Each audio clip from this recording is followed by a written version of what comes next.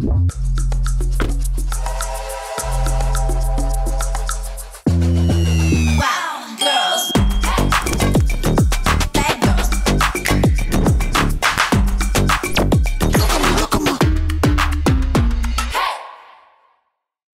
Inès. Salut. Comment vas-tu? Excellemment bien, malgré ce mauvais temps qui pourrait nous désespérer. On en a besoin de la pluie. On en a besoin, mais tu sais, on est à peine rentré. La rentrée a été difficile, j'ai l'impression, pour tout le monde. Ouais. Et là, tu vois, on est à peine dans un retour de vacances. Et on se prend déjà cette pluie, on se prend déjà ce temps gris, ce mauvais temps. Ça pourrait être nocif pour le moral. Heureusement que j'ai toujours la pêche, moi. Parce que, c'est vrai? T'es quelqu'un qui a toujours la pêche? Ouais. Tout le temps? T'as tout le temps le smile, pumped up? Quand je suis en communauté, oui. Après, ça m'arrive d'être down quand je suis toute seule. Mais je récupère, en fait, quand je suis toute seule pour pouvoir donner après aux autres. Oh, c'est beau ce que tu dis. Ouais. C'est beau. Donc, tu donnes beaucoup de ton énergie aux autres? Oui, parce que ça me fait du bien. Ouais, je comprends. C'est ce qui me stimule, c'est ce qui m'anime. Et je crois que c'est vraiment ce qui me rend heureuse, en fait. C'est beau. Mais en même temps, ça fait 3 fois que je dis ça, la fille se répète, tu sais, dans toutes ses interviews, elle sort la même phrase, mais je suis obligée de la balancer du coup.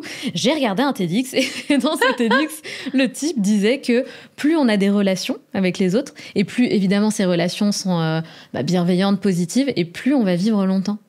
Ah waouh. Ouais. Parce que ça nous rend hyper heureux en fait. Alors je risque de vivre très longtemps. Tu vas vivre très très longtemps. C'est tout le mal que je me souhaite. C'est clair. Avant de te présenter Inès, tu as une petite surprise là devant toi sur la table. Chaque invité a écrit un petit mot pour la prochaine invitée. Donc elle a juste ton prénom mais elle ne sait pas qui tu es. Oh génial. Ouais. Donc ça peut être une petite phrase, une question, on ne sait pas, on va le découvrir ensemble. Donc tu peux regarder ce qu'il y a dessus. Mais toutes les filles elles adorent, j'adore. Oh waouh. Alors à destination d'Inès, quelle est ta plus grande motivation? Oh. C'est hyper large. Ma plus grande motivation, c'est la construction d'un avenir serein niveau perso. Personnel. Ma vie personnelle. On va parler, je pense, beaucoup de vie professionnelle aussi. Parce que c'est vrai que j'ai une vie très mouvementée. Et je crois que ma plus grande motivation, c'est quand je me réveille le matin, je suis motivée à construire quelque chose de solide dans ma vie personnelle parce que c'est le pilier de ma vie pro, en fait. D'accord. Sans cette base saine, solide dans ma vie perso, j'aurais pas été bien loin niveau pro. Et c'est quoi ta vie perso? Elle ressemble à quoi ta vie perso? Elle ressemble à beaucoup d'amour, que ce soit au niveau amical, familial. Je reçois énormément d'amour. C'est voir beaucoup les personnes qui me stimulent et qui m'upgrade. Donc j'ai beaucoup de groupes WhatsApp. Ah oui, bah ouais, comme nous tous. J'ai énormément de groupes WhatsApp entre amis. Je donne beaucoup de temps aux autres. Ok. Est-ce que t'en attends du coup beaucoup de la part des autres? Non. Pas forcément. J'ai pas de... Alors, à moindre mesure, bien sûr, c'est pas donnant-donnant. Si je te donne, c'est parce que j'ai envie de te donner. Mais évidemment, je pense que l'être humain attend toujours un petit peu en retour. Mais je crois que j'attends pas parce qu'en fait, j'ai de la chance, je l'ai. On me le donne. C'est trop beau. Donc, j'attends rien. En fait, j'attends rien des autres. Et je crois que c'est ce qui fait ma sérénité de vie aujourd'hui. C'est que j'attends rien de l'autre. Franchement, quand on a compris ça, je trouve que ça apporte beaucoup plus de sérénité dans sa vie. Je pense. Je l'avais pas compris il y a encore quelques années. Et j'étais moins sereine qu'aujourd'hui. Donc effectivement, je te rejoins. Et est-ce que du coup, tu as beaucoup d'amis ou tu es plutôt du genre à avoir un petit groupe d'amis, tu vois? J'en ai assez, c'est ce que j'ai envie de répondre. Est-ce que j'en ai beaucoup? Ça dépend. Qu'est-ce que c'est beaucoup? J'ai un cercle de au moins 10-12 amis. Ah ouais? Amis qui peuvent, à qui je peux donner la clé de chez moi. Waouh, voilà, c'est beaucoup 10-12 amis. Est-ce que c'est beaucoup? Je sais pas, mais c'est 10-12 très solides. Je te dis 10-12, je les ai pas comptés, mais c'est bien au moins une dizaine, facile. Je suis autant entourée de femmes que d'hommes. Super. Et c'est comme ma famille aujourd'hui. Tu vois, c'est des gens qui comptent énormément pour moi. Trop bien. C'est rare d'avoir des amis, autant d'amis femmes que d'hommes. Ouais, c'est vrai. J'ai cette chance-là. aucune relation d'ambiguïté. En fait, je me dis même pas, c'est une femme, c'est un homme. J'agis exactement de la même manière avec mes amis, que ce soit IS ou IES. Bien tu sûr. vois. Mais c'est bien, je trouve ça super chouette. Bravo pour ça, Inès. Écoute, merci à mes amis surtout. Merci à eux. Merci à eux d'être là. Dédicace, petit bisou à tous les amis d'Inès. Ouais, qui vont écouter, c'est sûr. Ah ouais. Bon, ouais, super. Et qui es-tu alors, Inès? Est-ce que tu peux te présenter? Qui suis-je? Une femme de 32 ans. Avec des yeux bleus absolument extraordinaires. Oh, merci. Non, mais c'est vrai. A priori, avec des yeux bleus. Extraordinaire, je ne sais pas, mais avec des yeux bleus. Une femme qui a eu beaucoup de vie et qui a encore aujourd'hui... qui fait plein de choses. Et c'est ce qui me rend hyper heureuse. Danseuse, animatrice, entrepreneuse. Je dirige mon propre podcast aussi. J'aime faire plein de choses et depuis toute petite. Et je pense que je me définirais comme ça, ouais. C'est dur de se définir. C'est très, très dur. Ouais, c'est très, très dur. Surtout en quelques phrases, on a l'impression de se limiter à un truc alors qu'on est plus. Enfin, surtout que l'une des choses qui est hyper importante pour moi, c'est qu'on me mette pas dans une case. Donc en fait, je fais plein de choses. Donc qui suis-je? Je suis plein de femmes, je suis plein de facettes. J'ai plein de personnalités. Et ça va dépendre. Le matin, je vais me réveiller, je vais aller à tel job. Donc je vais enfiler telle casquette. Donc je vais mettre tel atout en avant. Et je vais agir d'une certaine manière. Alors que le lendemain, ça peut ne pas être la même chose parce que je vais pas enfiler la même casquette. Ça veut pas dire que je suis bipolaire. Tu vois? Ça veut juste dire que je suis... Depuis toute petite, je suis un caméléon.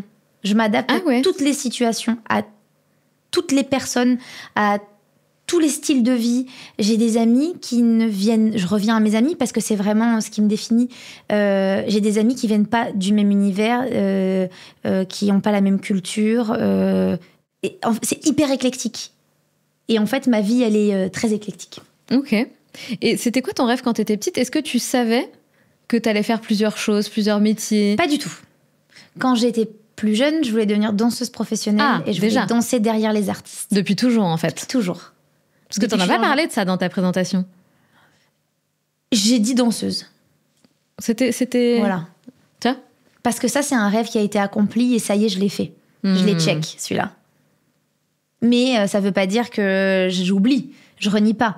Mais ça, c'est check, pour le coup. C'est fait. Et comment on fait alors pour devenir danseuse professionnelle au niveau auquel tu es? Parce que, attention les gars, Inès, elle envoie du pâté. Si je ne dis pas de bêtises, tu as été l'une des danseuses de Shakira? Ouais, j'ai dansé avec Shakira, avec Alicia Keys. Avec Alicia Keys. En international, avec Pitbull aussi. Après, j'ai fait beaucoup de français. J'ai fait beaucoup plus de français que d'internationaux. Pokora? Matt Pokora beaucoup pendant un an, soliste sur sa tournée. Après, j'ai fait Tal, Kenji, Shaim, Johnny Hallyday à l'époque. Putain, c'est ouf. Ouais, j'ai partagé la scène avec énormément d'artistes. Ça doit être dingue. C'est fabuleux. C'est ouf. Et tu sais quoi? J'aimerais revenir dans ces années-là pour me rendre compte de la chance que j'ai, je le savais déjà. Mais encore plus profiter du moment présent. Ouais, je comprends. J'ai pas de regrets.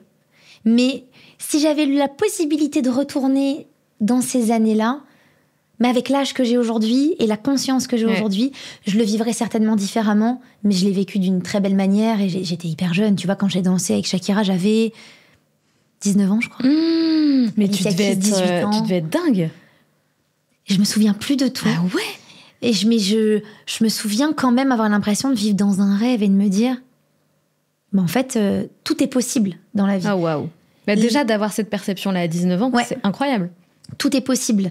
Et j'entends, je lis parfois, non, c'est pas vrai, tout n'est pas possible.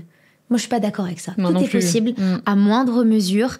Et il faut parfois avoir plus de temps, plus de moyens, mais tout est possible quand même. Tout est réalisable dans la vie. Quand on veut, on peut, il est vrai. Tellement d'accord. Il y aura des difficultés, bien évidemment, plus pour certains, certaines que pour d'autres. Mais c'est possible, j'en suis convaincue. Je suis 100% alignée avec toi. De toute façon, si tu pars du principe que rien n'est possible, que tout est compliqué, qu'il y a plus de problèmes que de solutions, c'est sûr que tu auras très très peu de chances de réaliser tes projets, tes rêves, etc. Et si tu adoptes, tu transformes ce schéma-là de pensée, mais ça change complètement ta vie, en fait. La visualisation créatrice. Exactement. J'ai un livre qui a, je dirais pas changé ma vie, mais qui a un peu changé la vision des choses. Oui. C'est Technique de visualisation créatrice de Shakti Gawain. Je crois que je l'ai lu 4 fois. Génial, je connais pas du tout. Je l'ai donné à tous mes potes, ça a fait le tour de mais merci. tout le cercle. Tu sais quoi ? Génial. Tu viens de me donner une idée incroyable. Je crois que je vais demander à toutes mes invitées de nous partager un livre qui a changé sa vie. Il est formidable, il coûte 6 balles et il est exceptionnel. Lui et Miracle Morning aussi, qui m'a fait beaucoup de bien, que j'ai lu plusieurs fois. Moi, j'ai refusé de le lire. Alors, on n'aime pas, c'est ok. Mais par contre, moi, je l'ai lu en 8 heures et mon mindset... Tu l'as lu en 8 heures. J'ai lu en 8 heures. J'étais en tourbus dans la tournée de Matt Pokora, je me souviens très bien. On avait 8 heures de bus, on passait d'une ville à l'autre, mais c'était un truc stratosphérique. Et la veille, je me dis, il me faut un bouquin pour ce trajet-là. Et je l'ai lu mais littéralement, je me souviens très bien. Et j'étais avec l'une des danseuses de cette tournée, Shirley, que j'embrasse très fort, qui a lu le même livre que moi au même moment. Et on partageait la chambre d'hôtel et on s'est regardé, on s'est dit, mais c'est quoi ce bouquin? C'est un truc de fou. Puis on se réveille demain matin à 6h. On s'est levé le lendemain matin, il était 6h, alors qu'on était en tournée. C'était un truc de dingue. Oh merde.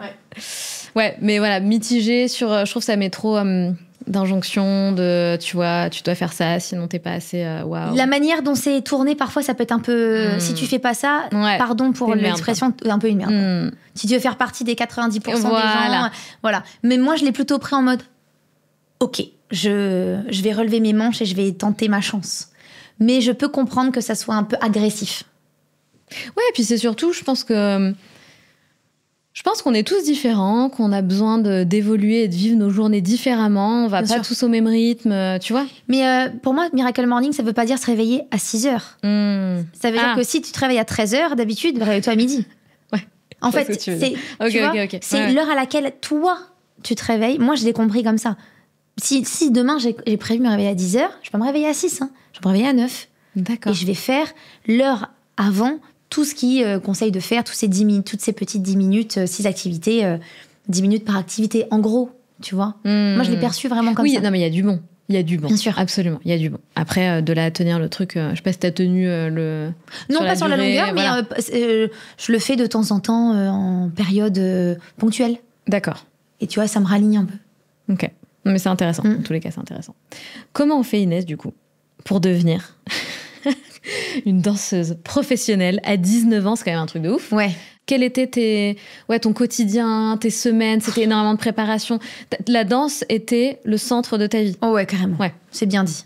La danse était le centre de ma vie. Je sais pas si aujourd'hui je serais capable de reproduire ce schéma-là de mes 18 à mes 21 ans, parce que je vais te raconter un peu à quoi ressemblaient mes journées. Moi qui dis que mon cercle, ma vie personnelle est importante, je me suis complètement oubliée pendant ces 3 années de formation de danse, de mes 18 à mes 21 ans. C'est là où j'ai fait des études pour devenir danseuse professionnelle. D'accord ? Donc, jusqu'à mes 18 ans, si je résume très rapidement, je commence la danse dans le ventre de ma mère, littéralement. Mais quand je rentre dans une salle de danse, j'ai 3 ans. Jusqu'à mes 18 ans, je fais de la danse avec ma maman et ma tante, qui sont toutes les 2 professeurs de danse. Incroyable, d'accord. Dans le nord de la France. Je fais 4 à 5 heures maximum de danse par semaine. Donc, je fais pas grand-chose, mais je sais que je veux devenir danseuse professionnelle. Donc, je fais plein de concours de danse. Quasiment tous les week-ends, on est parti. J'ai de la chance d'être repérée par des grands noms de la danse qui demandent déjà, quand j'ai 14 ans, à ce que je vienne en école de formation. Ma mère me dit directement, c'est no way, tu vas passer ton bac et on verra plus tard. Je passe mon bac. Elle m'oblige à avoir une mention minimum bien pour avoir des bourses qui pourront me payer ces années de formation, parce que je viens d'une famille qui n'a pas d'argent. On était loin d'être malheureux, mais on roulait vraiment pas sur l'or. Donc, c'était impossible pour ma maman de me payer des études de danseuse, parce que c'est très cher. Donc il fallait forcément que j'ai mention bien minimum pour avoir des bourses. Je travaille, je cravache, j'ai mention bien. J'ai eu 15 et quelques de moyenne au bac, donc je suis hyper contente. Wow. J'ai toutes les bourses qu'il faut. Je peux partir en école de formation. Et je suis partie pour 3 ans de formation, de mes 18 à mes 21 ans. Cette école-là, elle va me former. Je vais rencontrer encore plus de grands noms de la danse que j'ai eu la chance de rencontrer avant. Je vais me faire des contacts. C'est de là où je fais les Energy Music Awards. Donc non pas en tant que professionnelle, mais en tant que semi-pro, parce que je suis en école de formation à l'époque. Et j'ai 3 ans dans cette école-là. Il me faut 3 ans pour avoir le diplôme, quoi. Et ces 3 ans, ça ressemble à quoi ? Ça ressemble à du lundi au samedi, C'est de la danse. Je crois que je faisais 35-40 heures de danse par semaine. Et j'allais à l'école, j'allais encore à la fac, évidemment, parce que pour avoir ces bourses, ces fameuses bourses dont je te parle, j'ai eu la mention bien, ok, mais c'est pas parce que j'ai la mention bien que j'ai de l'argent. J'ai la mention bien, puis je vais faire des études. Donc le matin, je me lève à 6 heures, je pars à 7 heures à la fac, j'habite à Cannes à l'époque et je dois aller à la fac à Nice. Donc je vais en voiture, 45 minutes de voiture à peu près. Je fais à la fac, je vais te dire, je sais plus exactement, mais peut-être 8h, 15h, tu vois, à la fac. Je repars à Cannes, je prends des cours de danse de 17h à 21h. Parfois, j'en donne aussi des cours de danse pour continuer à gagner encore un peu d'argent. Et donc, du lundi au samedi, c'est ça. Et je rentre chez moi le samedi soir, samedi fin d'après-midi, je ferme ma porte à clé. Ça, c'est la première année surtout. Je ne la rouvre pas avant le lundi matin. C'est terminé. Ah ouais. C'est ma vie. Je n'ai pas de vie personnelle. Pas du tout. Et ensuite, je fais des rencontres incroyables. Et là, ma deuxième et ma troisième année ressemblent plus trop... Enfin, si, ressemblent encore à la première année, mais j'ai quand même un peu plus une vie où le soir, je vais dîner avec des amis. Voilà, j'ai une vie d'une jeune femme un peu plus sympa. Mais comment on fait pour devenir danseuse pro? On travaille de fou. C'est de la discipline, c'est du travail. J'ai travaillé, cravaché. C'était difficile, c'était beau. Il y a eu beaucoup de souffrance, il y a eu beaucoup de larmes de joie. Mais il faut travailler, en fait. On n'a rien sans rien. C'est tellement vrai. Donc, j'ai beaucoup bossé. Et comment t'en viens alors à te retrouver à danser pour Shakira, Alicia Keys, etc. Écoute, j'habite à Cannes. Les Energy Music Awards se faisaient à Cannes et se font toujours à Cannes aujourd'hui. Il y a une audition ouverte on recherche des danseurs pour accompagner l'artiste en France. Et donc j'y vais. Mais je me dis, c'est ma première audition. J'ai 18 ans. Ah, c'était ta toute première audition? Toute première audition. J'ai 18 ans. Bon, non, on va pas me prendre. Et la vie fait que je rencontre un directeur artistique qui s'appelle Hakim Gorab, exceptionnel.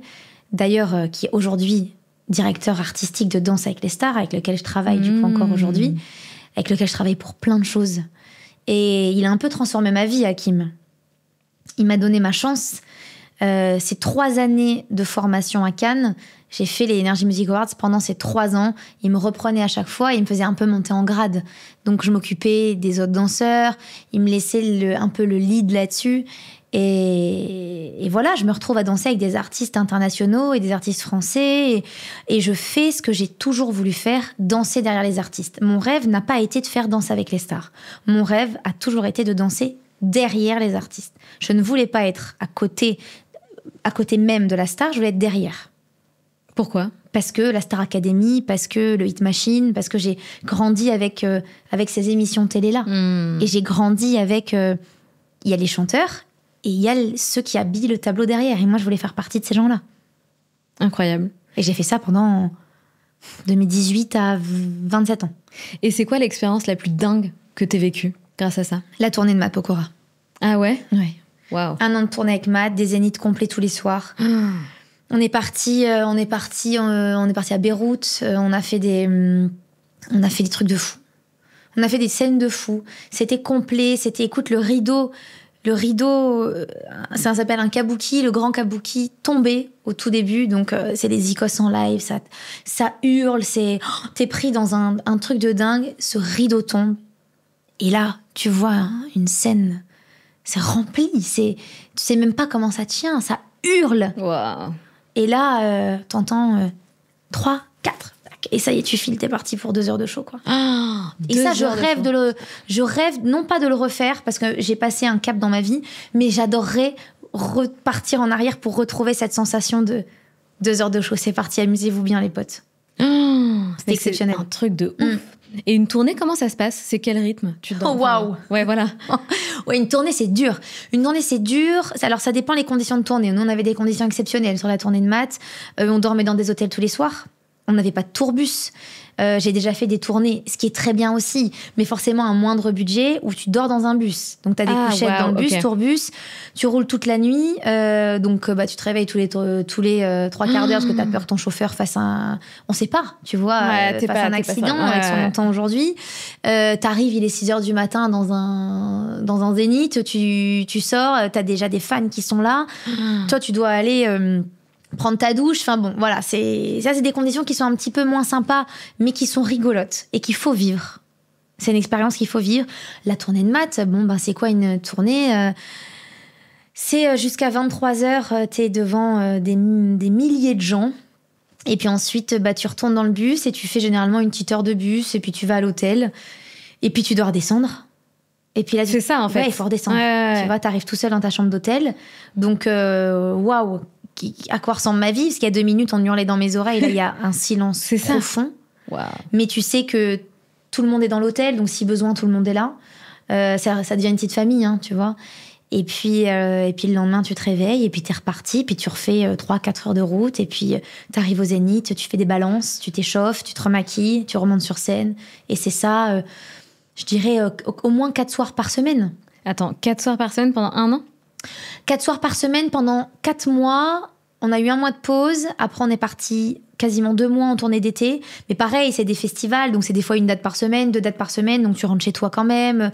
Tu pars pas de chez toi pendant 1 an complet. Puis après, t'as la deuxième partie de tournée qui est repartie pendant 3 mois à peu près. 3-4 mois. Septembre, octobre, novembre, décembre. Un truc comme ça. C'est impressionnant. Ouais. Même pour lui. Ah bah lui, c'est une machine. Ah ouais? Matt, c'est une machine. Matt, c'est tous mes respects. Tu vois, moi je l'adore. C'est vraiment quelqu'un que j'apprécie énormément, avec qui j'ai encore beaucoup de contacts aujourd'hui et qu'elle bosse, quoi. Ah ouais, non mais c'est ça. Je pense qu'il faut avoir une hygiène de vie, mais ouais. Et puis au-delà de ça, le gars n'arrive pas en répétition sans avoir dit bonjour à toute son équipe. Mais pas un bonjour collectif, un bonjour les yeux dans les yeux. Ça va Inès, comment tu vas? Non. Quand on démarre, il fait une réunion d'équipe avec tout le monde. Il connaît le nom de tous ses techniciens. Et ils sont pas 10, ils doivent être 50. Il connaît tout le monde, il respecte tout le monde, il serre la main à tout le monde. Ça apprend beaucoup aussi. Tu vois, moi, travailler avec des gens comme ça me ressemble. C'est Donc, clair. C'est trop bien d'avoir la chance et l'opportunité de travailler avec des gens qui sont bosseurs. Le gars, il arrive jamais en retard, il travaille, il taffe, quoi, en fait. C'est ça, moi, que j'aime. Ouais, il garde les pieds sur terre. Ouais, de ouf.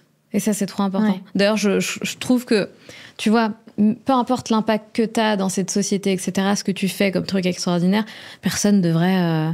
ne pas garder les pieds sur terre. Ah bah. Tu vois? Non mais ça devrait être normal en fait. Pour moi, ça l'est. Voilà. C'est les gens qui commencent à partir un peu dans tous les sens, qui sont pas normaux à mon sens. Exactement. Parce qu'il faut se rappeler que, moi je dis souvent, tu peux être le premier un jour, puis le dernier le lendemain, mais alors n'oublie pas quoi. Tu vas mettre beaucoup de temps à monter, mais par contre, en une fraction de seconde, tu peux redescendre. Donc si tu n'as pas conscience de ça... Exactement. Ça peut être difficile pour ça toi. peut être très brutal. Ah, très brutal, je pense. Ouais, c'est clair. Et aujourd'hui, tu fais plein de choses, c'est ce que tu disais? Ouais. Donc, t'es pas que danseuse? Non. Fais... Alors, que fais-tu? Qu'est-ce que tu fais? T'as plein de choses qui... Ouais, il y a plein de choses qui gravitent autour de moi, en exactement. fait. Si tu veux, moi, je suis danseuse. J'ai la chance de faire l'émission Danse avec les stars depuis 4 ans. Bien sûr. Je suis arrivée en 2019 sur l'émission. Et 3 mois de l'année, je fais Danse avec les stars. D'accord. Voilà. Je pars quelques week-ends, pas mal de week-ends d'ailleurs. Allez, j'aurais du mal à dire, mais je dirais au moins 10-12 week-ends par an, facile, en stage. Donc je parcours la France et je donne des stages de danse dans diverses associations, diverses écoles de danse qui m'invitent. Donc ça, c'est la danse. Donc, ce qui me prend du temps, mais finalement, c'est pas ce qui me prend le plus de temps dans ma vie aujourd'hui. Depuis 2022, je crois, fin 2021, début 2022, je suis animatrice sur TF1. Donc, je présente les tirages du loto, les tirages de l'euro-million, les bêtisiers sur TFX. Je fais des choses sur la plateforme MyTF1. J'ai animé le tapis rouge des Energy Music Awards il y a 2 ans, ce qui était quand même très drôle puisque j'ai ma première télé. C'est là où tout a commencé. Tout a commencé, voilà. Et donc, quand t'animes le Before des Energy Music Awards sur le tapis rouge avec tous les artistes qui arrivent, tu te dis qu'il y a quelques années, toi, t'étais à l'intérieur de ce palais et tu dansais. Dingue. Donc ça, c'est quand même dingue. J'ai animé les 2 saisons de Qui dansera avec les stars, qui était la petite, on va dire la petite sœur de Danser avec les stars, qui était une émission qui permettait de choisir le nouveau danseur ou la nouvelle danseuse qui allait intégrer Danser avec les stars. Donc ça, c'était spécifique à TF1, MyTF1. C'est ça aujourd'hui ma vie. J'ai créé mon podcast aussi il y a 2 ans. 1 an et demi, 2 ans. Il vient d'arriver sur YouTube là depuis la rentrée. Tu peux rappeler le nom? Avec ou sans sucre. Voilà, pourquoi? Écoute, c'est un podcast particulier. Je pense qu'il est unique puisqu'il se tourne chez moi, vraiment chez moi, dans mon salon. Génial. Là où il y a tous mes amis qui viennent. Donc en fait, c'était important pour moi d'avoir un podcast qui me ressemble. Ouais. Donc je me suis dit, comment me différencier des autres podcasts tout en restant moi-même ? En le tournant chez moi. Donc faut accepter d'avoir des gens qui rentrent chez toi, d'avoir des énergies qui arrivent chez toi. Ouais, complètement. Parce que moi, je crois beaucoup à ça. Mais je me sens tellement bien chez moi que je sais que les invités se sentent bien aussi chez moi. Parce que c'est ce qui en ressort.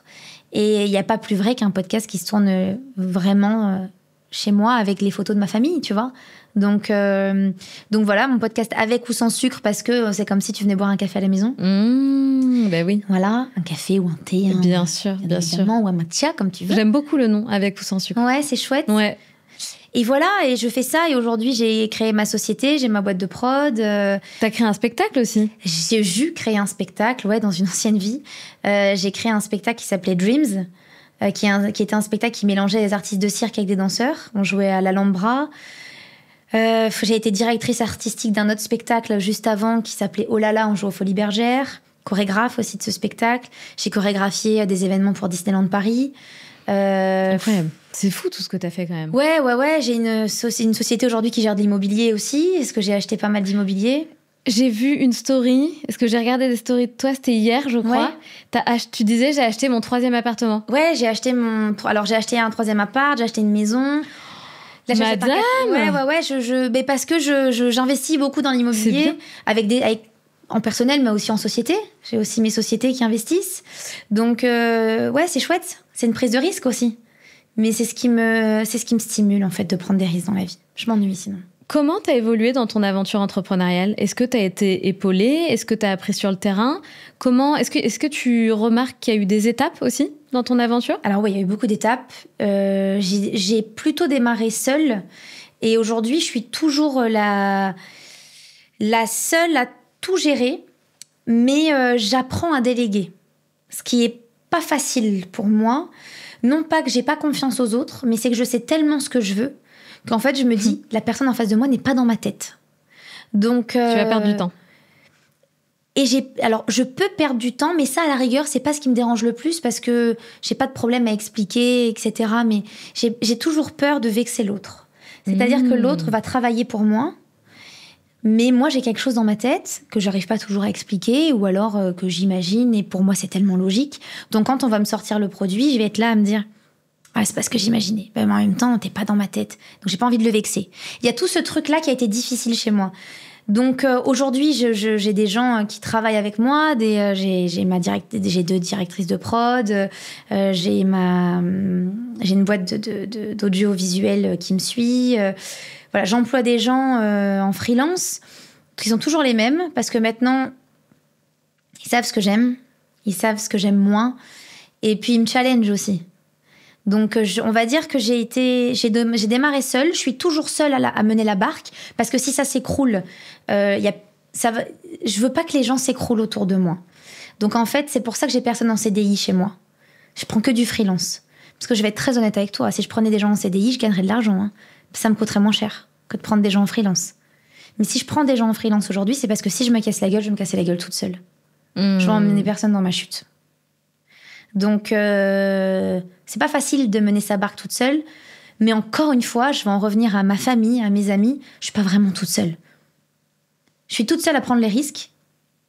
Mais par contre, il y a tous les gens qui gravitent autour de moi, qui m'aident et qui me conseillent. Et je prends en compte tout ça.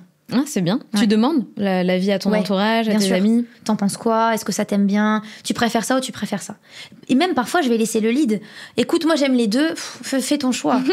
Tu vois ? Tu sais à qui poser les bonnes questions. Parce que je sais bien m'entourer. J'ai toujours su bien m'entourer.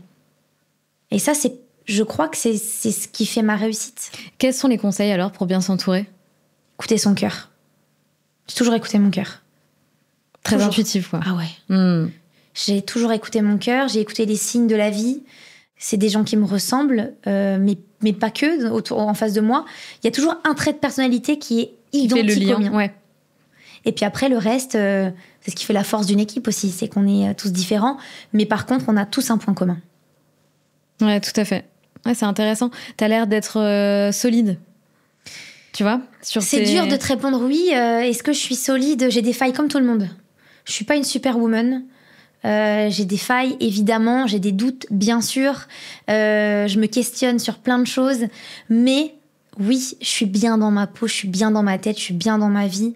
T'es à ta place. Ouais, t'es exactement là où tu dois être. Quand je me regarde dans le miroir, je me dis pas que ce que je fais, c'est pas bien, que j'ai blessé des gens. Bien sûr. Que je me dis que ouais, je suis là où je dois être. Et tu vois, j'ai pas le syndrome de l'imposteur.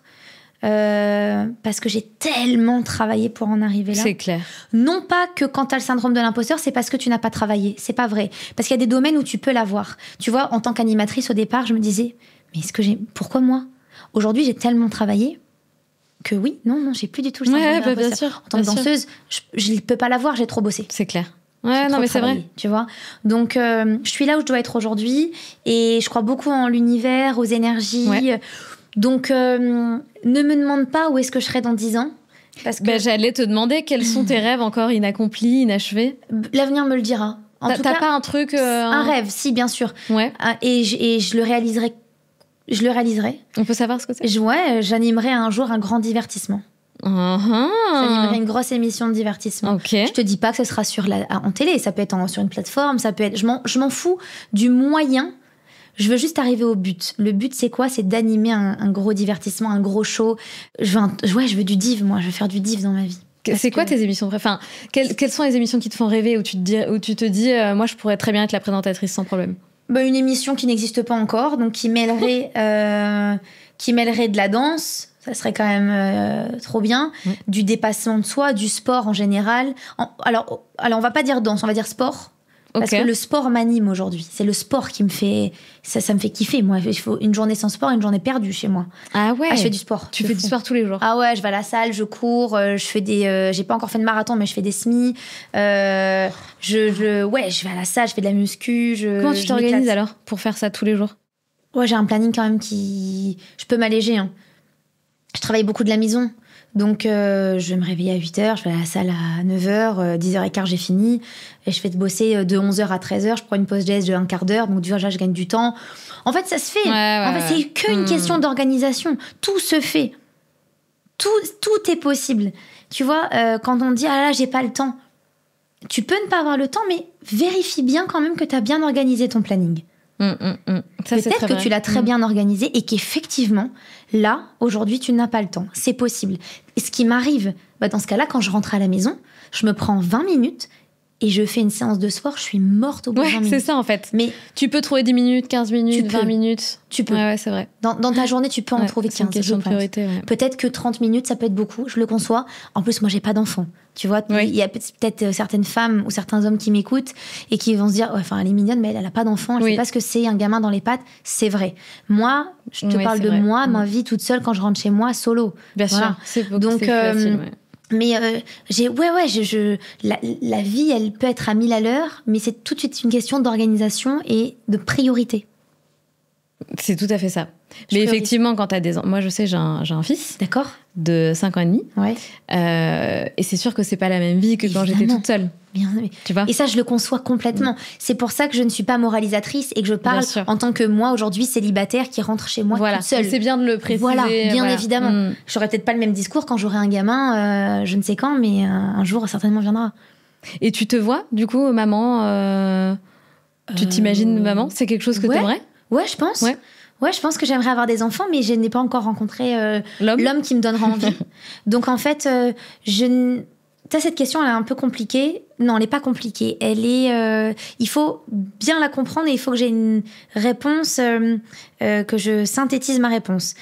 Oui, j'aimerais avoir un enfant si je trouve la personne qui pourra rendre heureux l'enfant qu'on va faire ensemble et qui pourra me rendre heureuse. Si je n'ai pas d'enfant, je n'aurai pas l'impression d'avoir loupé ma vie. Bien sûr. Donc, ce n'est pas une quête de bonheur. Je ne sais pas si je rêve d'avoir un enfant. Je vois ma vie avec un enfant plus tard, mais est-ce que c'est pas parce que la société aujourd'hui, moins maintenant, mais c'est dur de savoir ça. Je ne sais pas. Je n'ai pas rencontré l'homme avec lequel je voudrais avoir un enfant. Donc, c'est compliqué de te dire aujourd'hui... J'ai pas en tout cas cette fibre où je me dis... je rêve d'avoir un enfant. C'est viscéral, non, il faut que je fasse un enfant. Pas maintenant, pas à 32 ans avec la vie que je mène professionnelle. Pas maintenant, en tout cas. Mais peut-être... tu sais, je suis pas fataliste, mon discours, il peut changer dans 6 mois. C'est bien, t'as raison. Je rencontre l'homme de ma vie, c'est très bien. et dans 6 mois, je te dis, non mais je veux absolument un enfant, là, c'est devenu viscéral. On n'en sait rien, en vrai. Bien sûr. Tu vois. Mais c'est bien d'avoir conscience de ça. Qu'on peut changer d'idée, qu'on peut changer d'envie, de désir. C'est normal. Complètement. Mais c'est sûr que oui, c'est autre chose. C'est autre chose. Tu vois, des fois, je me demande comment serait ma vie si j'étais entrepreneuse sans enfant. Elle serait moins rayonnante, je pense, déjà. Ça rayonne un enfant. Oui, bien sûr. Ça fait rayonner une vie. Bien sûr, complètement. Mais surtout, ça me sert dans le sens où ça fait vachement de bien parce que ça te permet de t'arrêter, tu vois. Et je sais que je bosserai tout le temps. Tout le temps. Déjà que je bosse énormément et que quand t'es entrepreneuse et que tu fais un petit peu comme tu veux, tu te lances dans tous les projets que tu veux, un enfant, ça te permet quand même d'avoir un rythme plus équilibré. Enfin, voilà. Je trouve que c'est vachement... Je suis contente d'avoir mon fils et ça me permet de me dire stop, arrête-toi, prends du temps pour toi, prends du temps pour lui, sois dans la vraie vie, fais des pauses, quoi. Je me retrouve très bien dans ce que tu dis parce que moi, m'arrive d'ailleurs très souvent de dîner l'ordi à côté. Bien sûr. Et je taffe en même temps que je dîne. Complètement. Parce que je dîne, je suis toute seule chez moi. Et en fait, regarder la télé, pour moi, c'est une perte de temps aujourd'hui. Tellement. Donc, je vais bosser. Je vais bosser sur plein de projets. En même temps, voilà, il faut les tenir, ces boîtes. Il faut vérifier l'IMO. C'est tous les jours. Tous les jours, il faut que je vérifie plein de choses, tu vois. Donc, je pense que j'arriverai à m'arrêter, prendre peut-être un petit peu plus de recul le jour où j'aurai un enfant. Mais encore une fois, vu que je vois aussi beaucoup mes amis, ça me permet d'avoir un rythme de vie.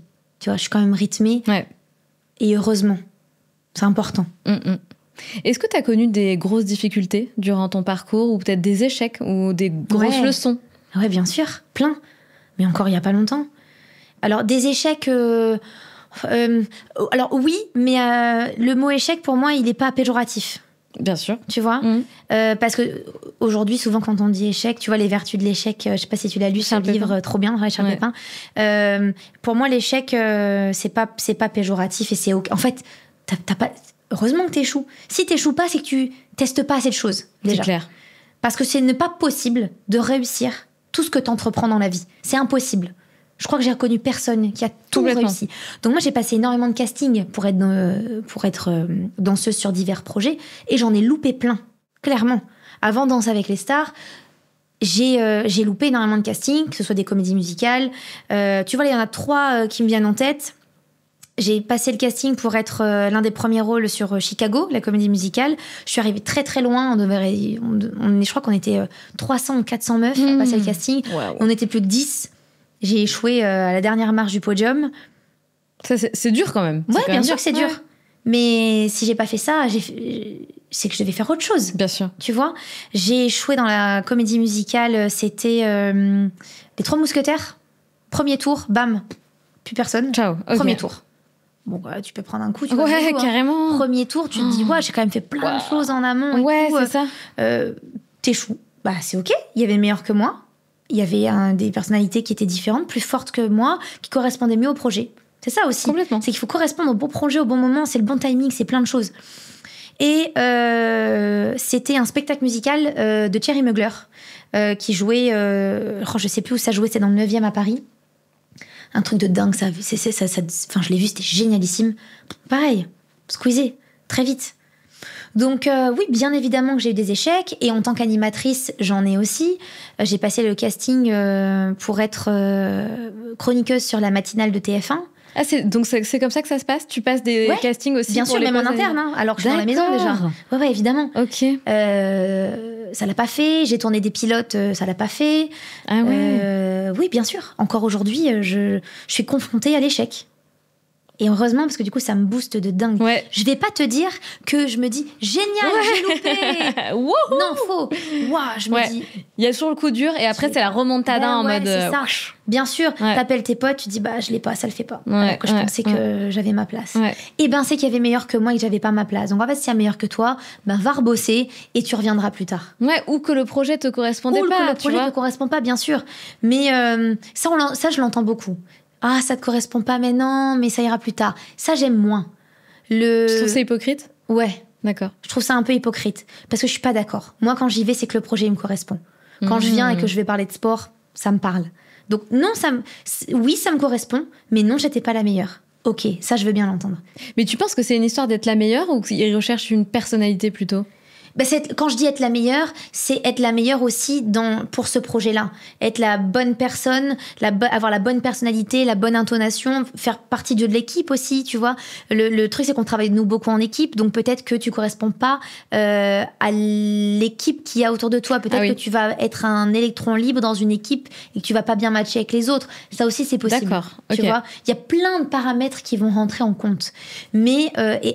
Et aussi, je pense qu'il y a meilleure que moi, meilleure chroniqueuse aujourd'hui. Parce que moi, j'ai encore plein de choses à apprendre là-dedans.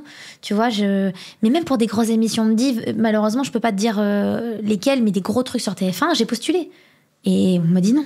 C'est vrai que je pense que ça doit être quand même dur. Après, t'as l'air d'avoir un super bon rapport au non, au refus, à l'échec, et te dire, ok, je rebondis, je retravaille, et je reviens, et je... Mais j'ai quelques heures, peut-être 2 jours, mais pas plus, ouais, c'est ça. Encore un échec. Parce que là, crois-moi, j'en essuie beaucoup des échecs. Ah. Là, il y en a beaucoup. Ouais, c'est dur ça quand même. Là, oui, tu sais pourquoi il y en a beaucoup ? Parce que je toque à beaucoup de portes. Donc forcément qu'il y a beaucoup de non. Bah évidemment. Si je restais chez moi et que j'attendais que ça vienne, il n'y aurait pas d'échec, puisque j'attends. Là, j'essaye, je provoque, je tente ma chance. Je tente ma chance. Alors, t'as plus de chances qu'on te dise non qu'on te dise oui aujourd'hui. Bah bien sûr, puis il y a très peu de place aussi, c'est comme ça. Bien sûr qu'il y a très peu de place. C'est pas grave. Et un jour, ce sera moi. J'en suis sûre. Ouais. Vu ta détermination, Inès, I'm sure. Et un jour, ça sera moi. C'est sûr. Et comment ça se passe dans ce monde un peu d'animateur, tout ça ? T'as des copines dans ce milieu-là ? C'est un peu un milieu de... Alors, j'ai plein de copains, plein de potes, mais j'ai pas de problème à dire que je n'ai aucun ami dans ce milieu. Mes amis, je pense qu'on a bien compris que je mettais mes amis sur un piédestal. Bien sûr. Mes amis, c'est des amis de longue date. J'ai quelques amis qui sont rentrés dans ma vie après Danser avec les stars. Donc, une fois que la notoriété, je mets des guillemets pour ceux qui nous écoutent en podcast. C'est là que la notoriété s'est lancée vraiment pour toi a été décuplée, oui. D'accord. Oui, quand même, on va pas se mentir. Même si derrière la tournée de Matt, quand je dansais avec Matt, il y avait déjà quand même une bonne base fan. Je crois que j'étais déjà à 20-25 000 abonnés sur Insta, donc c'est quand même pas mal, tu vois, pour quelqu'un qui est pas du tout médiatisé. Complètement. Bon, après, ça a explosé avec Danser avec les stars. Mais oui, j'ai quelques amis qui sont rentrés après ma période Danser avec les stars, mais pas parce que Danser avec les stars. Voilà. Mais je sais plus où est-ce qu'on voulait en venir, excuse-moi. Tu me disais que tu n'avais pas forcément de liens amicaux très forts dans ce milieu-là. Non, je m'entends excellemment bien avec tout le monde. Je pense, très honnêtement, que personne ne dira je déteste Inès. J'aime pas cette fille. Parce que je crois que je m'entends bien avec tout le monde. Parce que je ramène la good vibes quand j'arrive quelque part. Parce que je suis nature peinture et que je suis la jeune fille du Nord et qui a gardé ses valeurs et qui... Et pas l'accent du Nord, par contre. Non, je l'ai perdu pour toi. Je l'ai perdu, j'avoue. Mais je crois qu'on ne dira jamais de mauvaises choses sur moi. En tout cas, je l'espère. Parce que j'ai un bon caractère et que c'est facile de bien s'entendre avec moi. Mais ce ne sont pas mes amis. Et c'est pas grave. Parce que les gens qui nous écoutent ou qui nous regardent, ils vont, je pense, comprendre ce que je vais dire. Mais quand tu travailles dans une boîte et que t'es en CDI, tu t'entends pas, c'est tes amis. Oui, t'as des collègues. Des collègues. Oui. Moi, c'est pareil, j'ai des collègues. Oui, tout à fait. C'est OK. Oui, c'est vrai, t'as des collègues. Ouais, j'ai des collègues. Ouais. J'ai des collègues qui sont, pour certains, des potes, pour certains qui sont que des collègues, mais qui je m'entends très bien. Mais je ne suis pas obligée d'être amie avec tout le monde. Bien sûr. Dans une boîte normale, on n'est pas amie avec tout le monde. Bon, moi, c'est pareil. Complètement. Voilà. Ouais, c'est vrai. Mais tu sais, on peut penser que, tu vois, c'est un peu comme dans le milieu des entrepreneurs, business en ligne, etc. C'est vrai qu'au bout d'un moment, t'as envie quand même d'être entouré de personnes qui font un peu la même chose que toi, qui connaissent tes enjeux. C'est agréable aussi de parler le même langage. Ouais, mais moi, j'avoue que quand je bois un verre avec mes potes, on parle pas de ça, quoi. Ah, tu parles pas de ça? Pas du tout. Ah ouais. C'est marrant. Du tout. Oui, on va un peu arriver à mon table. Bah, t'as fait quoi aujourd'hui? Bah, moi, j'ai fait ça. Ah, cool. Et t'as pas envie de plus parler? Ouais, ok, d'accord. Pas du tout. Ok. Pas avec eux. Non, pas avec eux. Mais en temps général dans ta vie, est-ce que si tu pouvais en parler plus, t'en parlerais plus? Ça ne me manque pas, mais je pense que ça pourrait être chouette, ouais. Mais encore une fois, ma vie ne gravite pas trop autour de... Enfin, j'essaye en tout cas, autour de ma vie pro. Ah, c'est marrant, parce que ça prend quand même beaucoup de place. Ça prend... en fait, ça en prend déjà tellement. Ouais. Que... Si, je peux en parler avec certains. J'ai quand même certains de mes amis qui ont cette âme-là.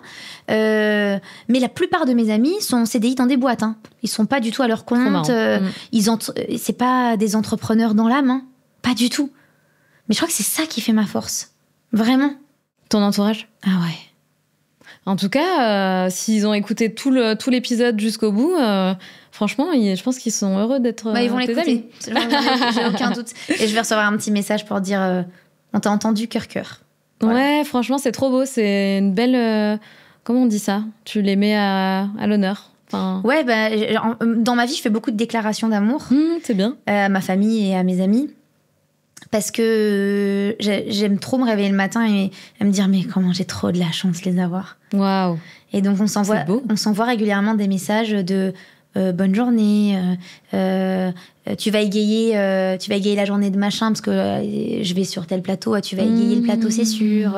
Trop inspirant. Des petits mots comme ça. Ma meilleure amie me laisse souvent des mots chez moi quand elle vient dîner chez moi, elle me laisse un petit mot. Oh mon Dieu. Et j'ouvre mon carnet, c'est bon courage mon petit cœur pour ta journée de demain parce qu'elle sait que j'ai une grosse journée. J'adore. Ouais. Tu prêtes ta meilleure amie ou Margot, tu la loues? Margot, est-ce que tu veux bien que je te prête? Margot, ouais, c'est trop beau. Ouais. Pourquoi tu penses que tu as un entourage qui donne autant d'amour? Est-ce que tu as été éduquée dans l'amour comme ça? Ouais, j'ai été élevée dans l'amour, dans le respect. J'ai eu les plus belles valeurs qui soient. Quand je rentrais dans une pièce, ma maman m'obligeait, mais après ça devenait évidemment naturel, je vais dire bonjour à tout le monde, être très polie, beaucoup de politesse, beaucoup de bienveillance, écouter les gens, faire attention à l'autre, ne pas faire de différence. Vraiment, je suis entourée de gens qui n'ont pas tous le même salaire, qui peuvent pas s'acheter tous les mêmes choses, qui croient pas en même Dieu, j'ai tout. Donc être ouvert à l'autre et accepter l'autre, qu'importe comment il est, qu'importe ce qu'il gagne, qu'importe sa couleur de peau. Franchement, moi, c'est incroyable. Tu vois mes amis, tu te dis ah ouais, j'adore. Ah ouais, c'est super. dingue. Ouais, c'est un truc de fou, vraiment.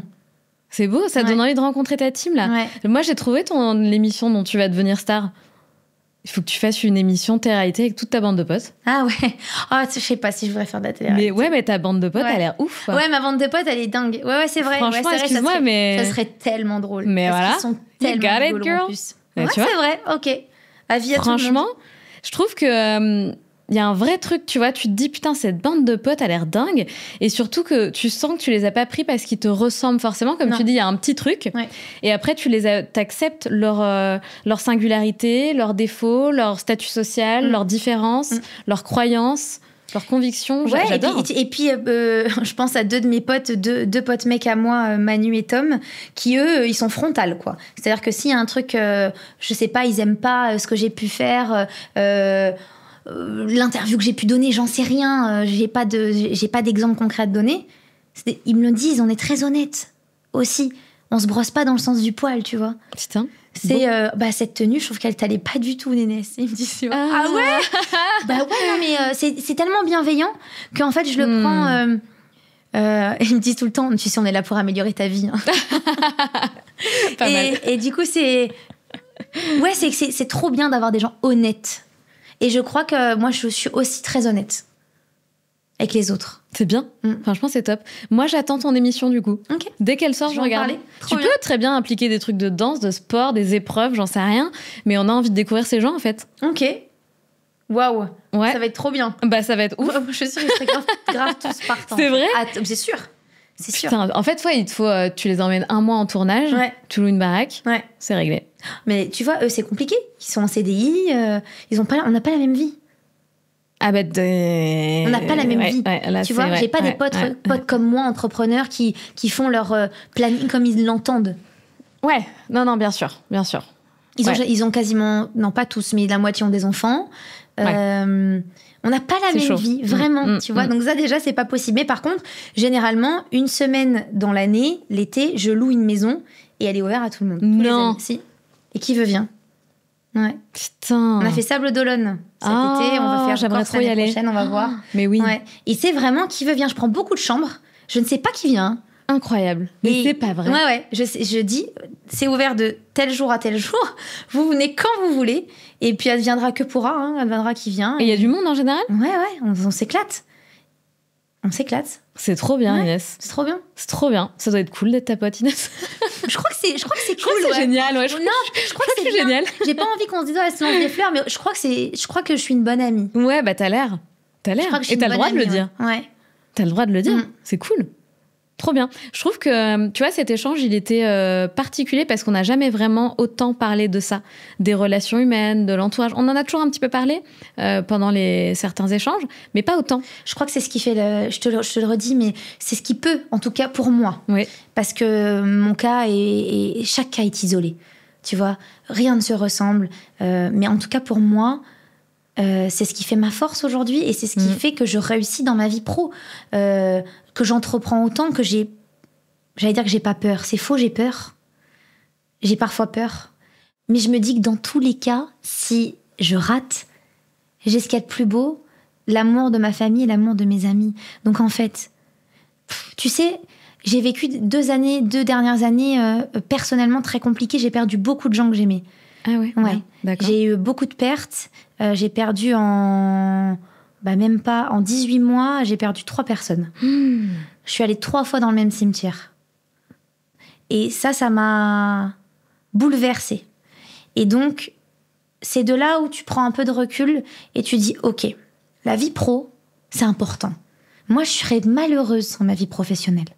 Parce que j'aime ce que je fais profondément et que je me réveille le matin en me disant que j'ai une chance folle de faire ce que j'aime. Et ça depuis toujours. Hein. J'ai jamais eu l'impression j'ai jamais été au purgatoire, moi, au travail. Hein. Jamais. Et je tire mon chapeau à tous ces gens qui se réveillent le matin et qui vont travailler juste pour de l'alimentaire.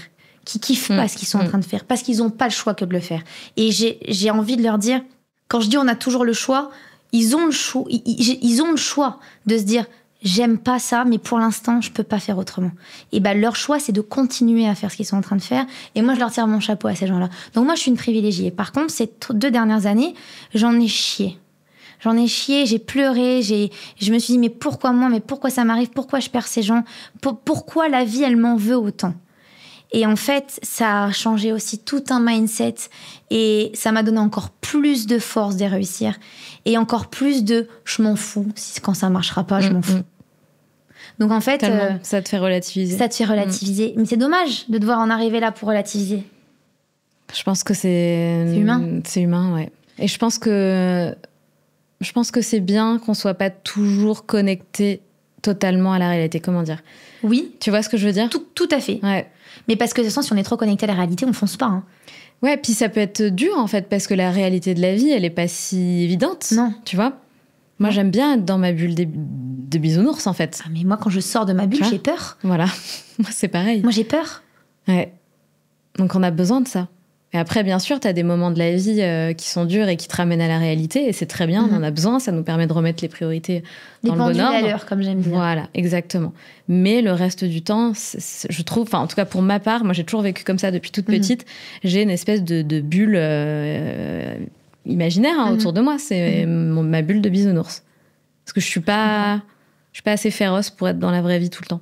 Moi non plus, pas du tout. Et parfois, tu sais, ça m'arrive de me réveiller et de me dire... Est-ce que j'évolue dans le bon milieu? Est-ce que j'ai pris le bon choix de carrière? Est-ce que j'aurais pas été plus heureuse dans un travail plus stable? Parce que mon travail n'est pas stable. Tout peut s'écrouler du jour au lendemain. Je suis mon propre patron, donc c'est moi qui fais rentrer l'argent dans la société. Tu sais très bien de quoi je parle. Donc parfois, ça m'arrive de me poser la question. Je peux pas dire le contraire. Je suis sûre à 99% de ce que je fais, mais il y a toujours ce 1% qui me dit « Quel risque t'es en train de prendre, mon Dieu !» Là, j'ai re-signé une maison, je vais re-signer un appart. Je me dis « Mais tu prends quoi comme risque, là ?» Putain, ouais. Parce que là, je prends des risques financiers. Mais encore une fois, s'il y a un problème, j'entraînerai personne dans ma chute. C'est beau de réfléchir comme ça. Donc, et j'ai qu'une vie, a priori. Donc, je vais y aller et je vais mettre tout ce qui est en mon pouvoir pour que ça fonctionne. Et si ça fonctionne pas, c'est la vie qui aura décidé que ça devait pas fonctionner. Mais moi, j'ai jamais de regrets dans ma vie. Je vais au bout. Je vais au bout de mon projet. Je vais au bout des relations amoureuses que j'ai pu avoir. Donc en fait, quand je me retourne sur tout ça, Pas de regret. Jamais de... Bah non, je peux pas avoir Tellement de bien regrets. ça. J'ai tout essayé. Tu sais, j'ai perdu des amitiés aussi. Ça m'est arrivé. Et quand je me retourne aujourd'hui, je me dis, bon, bah, c'est comme ça. C'est que ça devait arriver. De toute façon, j'ai tout donné. Quand je réussis pas des jobs, c'est dur 2 jours. Et après, je me dis, de toute façon, j'aurais pas pu faire mieux. T'as fait de ton mieux. Les castings que j'ai pas eu, je n'aurais pas pu faire mieux. J'ai tout donné, donc je peux pas avoir de regrets. Je pense que le plus dur, c'est de vivre avec des regrets. C'est horrible. Je pense. Ouais, je suis comme toi. Je préfère tout essayer, même me planter. C'est ça. Je m'en fous, tu vois, enfin, être jugée, peu importe. Ouais. Je fais ce que j'ai envie de faire. Mais ça, c'est important que les gens l'entendent. Allez-y. Tiens, mais d'ailleurs, j'allais te demander, c'est quoi, là, donc si on devrait, comment on arrive à bout de cet échange, quel conseil, voilà, le dernier message que tu voudrais qu'on retienne de toi, de cet échange? Oh, le dernier que j'aimerais qu'on retienne de moi, c'est ce que je me suis fait tatouer, mon premier tatouage. C'est les rêves deviennent réalité. Je suis sûre de moi. Les rêves deviennent réalité. T'es bien dans la vibe des locomotives, hein, Inès. Ouais. C'est vrai? Ah, truc de fou. C'est mon premier tatou. Attends, regarde. C'est mon petit bébé, celui-là. Hey. On voit? Dreams come true. Yes. Ouais. Tu vois, je rêvais petite de danser derrière les chanteurs. Je l'ai fait. Au fur et à mesure, mes rêves ont évolué. J'ai rêvé d'animer une émission. On me l'a proposé. Lisez ce livre. Technique de visualisation redonne-le-nous. créatrice. Ouais. Ok. Visualise le matin quand tu... Technique de visualisation créatrice. De qui? De Shakti Gawain. Voilà. Réveille-toi le matin et regarde-toi dans le miroir et dis-toi à voix haute comment t'as envie que ta journée se passe. Et puis, t'appelles quelque chose. Alors, oui, on peut croire que c'est nimp et que ça fonctionnera pas. Si tu commences comme ça, bon, bah, n'essaye même pas l'exercice. Si tu crois à ça, essaye l'exercice. Tu vas voir, c'est trop cool. Tout à fait. Les rêves deviennent réalité. Ouais. Croire en ses rêves. Complètement. Ah ouais. On est à 100% là-dedans. Nous, on est assez infusé dans nos veines, tout ça. Ah ouais. Ouais, complètement. Donc, ça me parle fois 1000. Inès, je te propose de regarder cette petite caméra centrale. Oui. Et non pas le jeune homme derrière, Alex, qui fait n'importe quoi. Et de nous faire un petit mot pour la fin, pour les filles qui nous regardent sur YouTube. Beaucoup de choses. Déjà, les femmes, on est fortes. Et on évolue dans une société qui est pas toujours à notre avantage. Je me rends compte encore tous les jours aujourd'hui, mais force à nous et ne baissons jamais les bras. Je vous ai dit, les rêves deviennent réalité. Ça peut paraître hyper utopique, mais non, j'étais pas prédestinée à cette vie que je mène aujourd'hui. J'ai grandi dans une cité HLM avec une mère qui était femme de ménage, sans père. Et je suis pas prédestinée à devenir animatrice sur la plus grande chaîne d'Europe. Et pourtant, je le suis. J'étais pas prédestinée à faire Danser avec les stars parce que j'avais jamais fait de danse de salon. Et pourtant, je l'ai fait. Donc, tout peut arriver dans la vie. Il faut juste, entre guillemets, il faut s'en donner les moyens. Ça, c'est certain. Tu nous as toutes fermé le clapet. Non, c'est pas le but, mais c'est... Ouais, croire en soi, quoi. Personne va croire en toi. Si toi, tu crois pas en toi, mais qui va croire en toi, en fait ? Tu me prends les mots de la bouche. Mais c'était beau, c'était un très beau message que je partage évidemment. Les filles, si ça vous parle, n'hésitez pas à nous dire ce que vous avez pensé de l'épisode d'Inès. Je pense que ça a beaucoup résonné en vous. Faites-nous des commentaires, venez nous dire sur Insta, même à Inès, allez lui écrire, faites-lui des retours, c'est toujours trop cool. Je réponds quasiment à tous les commentaires, j'essaie en tout cas. Ça c'est trop cool. Évidemment, abonnez-vous à la chaîne les filles, laissez-nous une petite note, quelque chose, likez, j'en sais rien, faites tout ce que vous voulez, ça nous fait toujours plaisir. Et ça aide pour le référencement. Exactement. C'est toujours sympa pour ce qu'on essaie de faire. C'est grave. Plutôt sympa. Moi, je vais aller m'abonner. Je suis pas encore abonnée. Je suis en new. On coupera ça, évidemment. Merci, Inès. Avec grand plaisir. Et les filles, on se retrouve mardi prochain. À bientôt. Ciao. Salut.